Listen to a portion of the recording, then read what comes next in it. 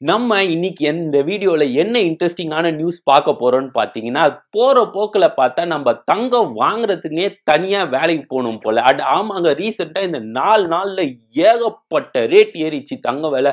திடீர்னு ஒரு நாள் ரூ. 1000 ஏறிச்சுன்றாங்க, திடீர்னு ஒரு நாள் ரூ. 1500 ஏறிச்சுன்றாங்க, திடீர்னு ஒரு நாள் ரூ. 900 ஏறிச்சுன்றாங்க. இந்த 3 நாள்ல பயங்கரமா ரேட் இன்க்ரீஸ் ஆயிடுச்சு. இந்த யூடியூப்ல எல்லாம் வியூஸ் இன்க்ரீஸ் ஆகுற மாதிரி விலையும் பயங்கரமா இன்க்ரீஸ் ஆயினே இருக்கு.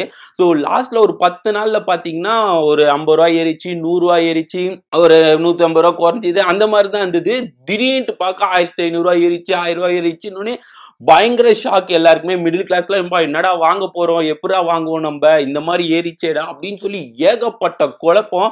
அதுக்கப்புறம் எல்லாருக்கும் ஒரு கேள்வி கேட்க ஆரம்பிச்சிட்டாங்க, எதனால இவ்வளவு ஏறுது, ஏன் இப்படி ஏறுது, இன்க்ரீஸே ஆயிட்டே இருக்கு, ஏன் குறைய மாட்டிருக்கு அப்படின்னு சொல்லி ஏகப்பட்ட கொஸ்டின் ரைஸ் ஆயிடுச்சு.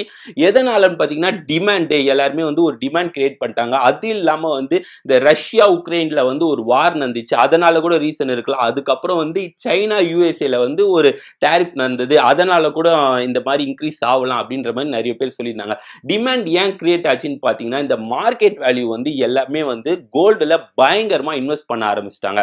எப்பயுமே ஃபியூச்சர்ல கோல்டு நல்ல இன்வெஸ்ட்மெண்ட், நல்ல மார்க்கெட் வேல்யூ போவோம் அப்படின்னு சொல்லி எல்லாருமே கோல்ட்ல இன்வெஸ்ட் பண்ண ஆரம்பிச்சிட்டாங்க. எக்ஸாம்பிள் என்னன்னா, 2008ல ஒரு டைம்ல ஒரு ஸ்டாக் செம்மையா குறைய ஆரம்பிச்சு, செம்ம அடி வாங்கிச்சு மார்க்கெட் வேல்யூ எல்லாமே.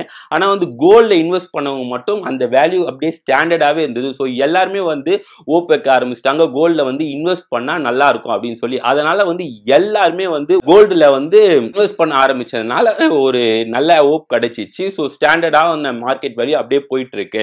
ஸோ இதனாலதான் செம்ம டிமாண்ட் கிரியேட் ஆயிடுச்சுன்ற மாதிரி எல்லாரும் சொல்லிட்டு இருக்காங்க. சில பேர் என்ன சொல்றாங்கன்னா, கோல்டு வேல்யூ இன்னும் கொஞ்ச நாள்ல பயங்கரமா குறைஞ்சிரும், எப்படின்னா ஒரு 5000 கிட்ட வந்துடும் ஒரு கிராம் அப்படின்ற மாதிரி சொல்றாங்க. ஸோ வெயிட் பண்ணுங்க, இப்ப இன்வெஸ்ட் பண்ணாதீங்க, 5000 கிட்ட வந்தோடனே இன்வெஸ்ட் பண்ணுங்க அப்படின்னு ஒரு சில பேர் சொல்றாங்க. சில பேர் என்ன சொல்றாங்கன்னா, அப்படிலாம் ஆவாது, ரேட் கண்டிப்பா இன்க்ரீஸ் ஆயிட்டே தான் இருக்கும், இன்னும் ஒரு 2-3 வருஷத்துல பாருங்க 15000 கிட்ட வந்துடும் அப்படின்ற மாதிரி சொல்றாங்க. எக்ஸாம்பிள் என்னன்னா, கடந்த ஒரு வருஷத்துல போன வருஷம் இதே மாசத்துல என்ன ஆச்சுன்னா, ரூ. 6000 இருந்த ஒரு கிராம் இப்ப ஒரு 10000 ரேட் ஆயிடுச்சு. அதனால கண்டிப்பா குறையவே குறையாது, இன்க்ரீஸ் ஆயிட்டே தான் இருக்கும்னு ஒரு சில பேர் சொல்றாங்க. இல்ல யாருக்கு பெனிஃபிட் பாத்தீங்கன்னா, ஒரு 10 வருஷம் முன்னாடி வாங்கினாங்க பாத்தீங்களா, நிறைய தங்கம் வாங்கிப்பா, கம்மியான ரேட்ல இவ்வளவு வாங்கி போடலாம், இவ்வளவு வாங்கி போடலாம் சொல்லி, அவங்களுக்கு தான் செம்ம பெனிஃபிட். ஸோ இதுக்கப்புறம் ரேட் எப்படி இருக்குன்னு சொல்லி நம்ம பொறுத்து இருந்து பார்ப்போம்.